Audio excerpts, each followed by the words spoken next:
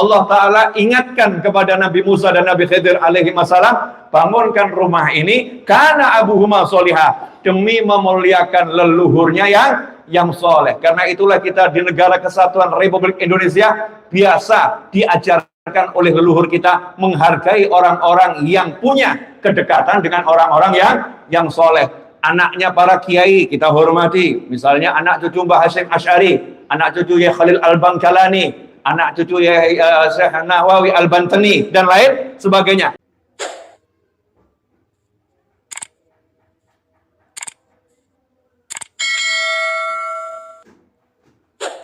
Kita diajarkan memuliakan anak keturunannya orang-orang yang soleh, siapapun orang soleh tersebut.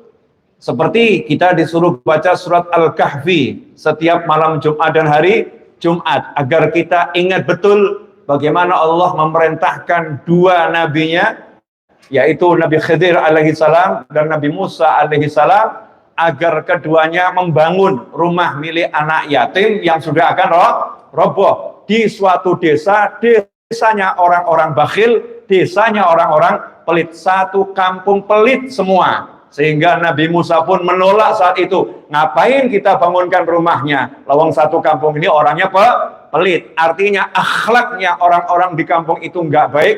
Akhlaknya orang di kampung itu sangat buruk. Karena akhlak bakhil ini, akhlak pelit, akhlak yang paling nggak disukai oleh kita. Kalau kita punya teman bakhil, kita nyingkir. Udah, jangan aja dia deh. Bakhil, orangnya pelit. Kalau di kampung ada orang bakhil, bahkan dikatakan oleh Imam Ghazali dalam kitab Ihya Ulumuddin, menggunjing orang bakhil itu nggak haram. Karena yang digunjing kebakhilannya, kebakhilannya. Sampai-sampai ada kitab namanya Hayatul Bukhala, kehidupan orang-orang pelit lengkap dengan binnya, Fulan bin Fulan.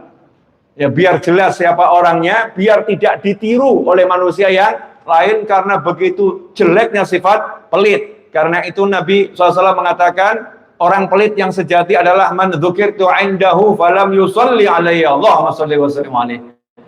Orang pelit adalah siapa yang disebutkan aku di hadapannya tapi dia malas, enggan, berat hati untuk bersolawat kepada Nabi Muhammad sallallahu alaihi wasallam. Na'udzubillah min dzalik. Semoga kita terlepas dari semua sifat pelit apapun itu bentuknya.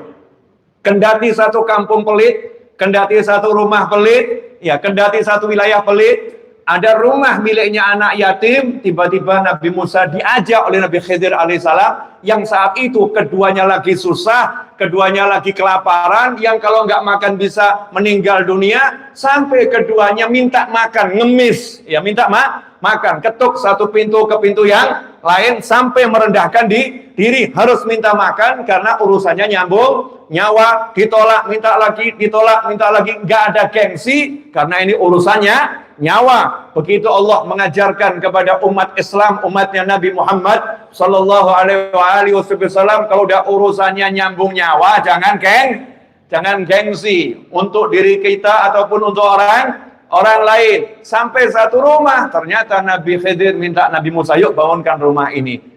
Dicek di situ, Nabi Musa pun gagal saat itu menjadi muridnya Nabi Khidir alaihissalam, karena nanya ngapain kita bangunkan rumahnya.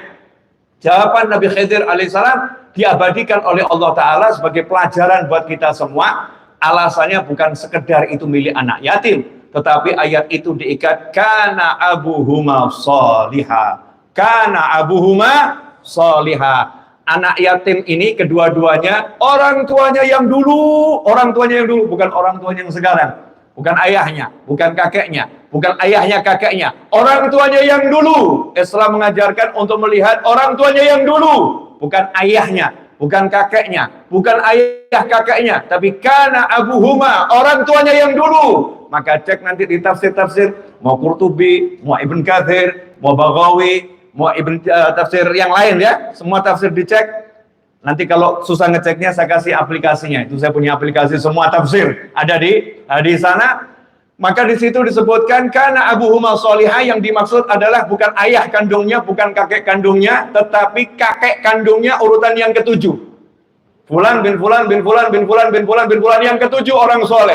Artinya yang keenam belum tentu orang soleh, yang kelima belum tentu orang soleh, Yang keempat belum tentu orang soleh. Yang ketiga belum tentu orang soleh.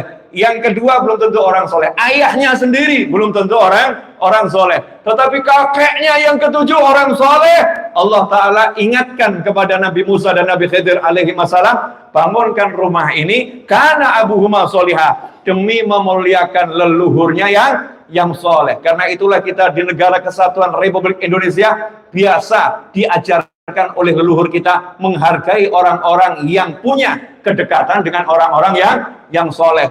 Anaknya para kiai kita hormati, misalnya anak cucu Mbah Hasyim Asy'ari, anak cucu Yai Khalil Al-Bangkalani, anak cucu Yai Syekh Nawawi Al-Bantani dan lain sebagainya. Kenapa? Leluhurnya orang yang soleh. Kita mengikuti apa yang diajarkan Allah, diajarkan Nabi Muhammad sallallahu alaihi wasallam. Jangan mengikuti ajaran hawa nafsu dengan mengatakan Islam nggak ada kasta. Jadi nggak perlu memuliakan orang karena kemuliaan nasab, karena kemuliaan punya hubungan dengan orang-orang yang soleh. Ikhwani rahimakumullah, kita nggak boleh berbangga dengan kemuliaan leluhur, tetapi kita boleh bangga dengan kesolehan leluhur. Bahkan kita diperintahkan untuk membanggakan leluhur kita yang punya kesolehan, seperti dibanggakan oleh para nabi terdahulu, ayahku Ibrahim dan seterusnya. Kesolehannya dibanggakan. Ikhwani rahimakumullah. Nah, orang-orang yang soleh tersebut, para nabi, para rasul, para wali, di dunia ini sudah merasakan kenikmatan yang tiada tara.